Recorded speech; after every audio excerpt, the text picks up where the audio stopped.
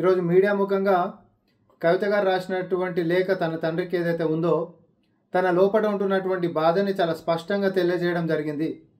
ఇదే అంశాన్ని నేను ఈ నెల 14వ తారీఖు గాంధీ భవన్ నుంచి నా యొక్క ప్రెస్ మీట్లో కూడా చెప్పడం జరిగింది. కల్వకుంట్ల కుటుంబంలో ఈరోజు చీలికలు వచ్చినాయి.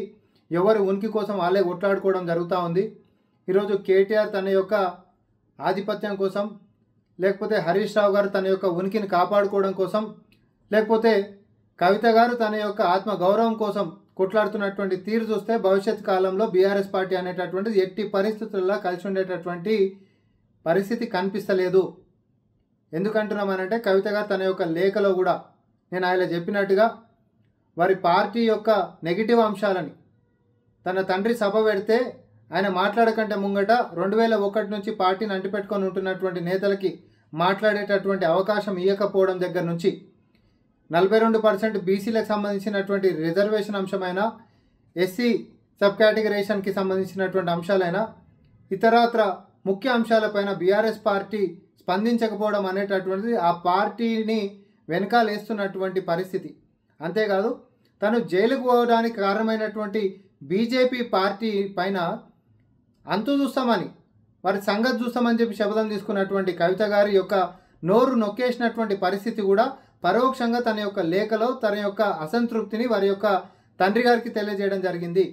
బీజేపీ మీద మనం గట్టిగా కొట్లాడితే బాగుంటుంది, బీజేపీ మీద మనం కొట్లాడకపోవడం అనేటటువంటిది మనము కలిసే ఉన్నాం అనేటటువంటి అంశం ప్రజలు మాట్లాడుకుంటున్నారు అనేటటువంటివి ఖచ్చితంగా తన లోపట ఉంటున్నటువంటి అసంతృప్తి. కానీ అసలు వాస్తవం ఏంటంటే ఎట్టి పరిస్థితులలో బీఆర్ఎస్ పార్టీ బీజేపీని తిట్టదు, బీఆర్ఎస్ పార్టీ బీజేపీకి వ్యతిరేకంగా కొట్లాడదు. తన యొక్క కన్న కూతురు ఒకవేళ బీజేపీ మీద కొట్లాడతామన్నా రాజకీయం నుంచి పక్కన పెడతారే తప్ప బీజేపీ మీద కొట్లాడేటటువంటి దుస్సాహసం బీఆర్ఎస్ పార్టీ కేసీఆర్ కానీ, కేటీఆర్ కానీ, హరీష్ రావు కానీ చెయ్యరు. భవిష్యత్తులో కూడా ఈ పార్టీలో ఎవరైనా బలంగా కానీ వాళ్ళు కొట్టుకొని ఇంకేదైనా కానీ రాజకీయంగా ఎవరైతే బలంగా తయారవుతారో వాళ్ళతో బీజేపీ కలిసిపోయేటటువంటి యొక్క నిర్ణయాలు చాలా స్పష్టంగా మనకు కనిపిస్తూ ఉన్నాయి. నేను తెలంగాణ ప్రజలకు ఒకటే చెప్పదలుచుకున్నా, ఏంటిదంటే తెలంగాణలో రానున్నటువంటి కాలంలో బీఆర్ఎస్ పార్టీ అనేటటువంటిది మాత్రం గతంలో ఉంటున్నటువంటి విధంగా కుటుంబ సభ్యులందరూ సంఘటితంగా కొట్లాడేటటువంటి అంశమే లేదు. ఒకవేళ కొట్లాడినా పైన చూపించేటటువంటి డ్రామానే తప్ప మేడిపండు లెక్క పైకి మాత్రమే మేలిమిగా కనిపించుకుంటాం.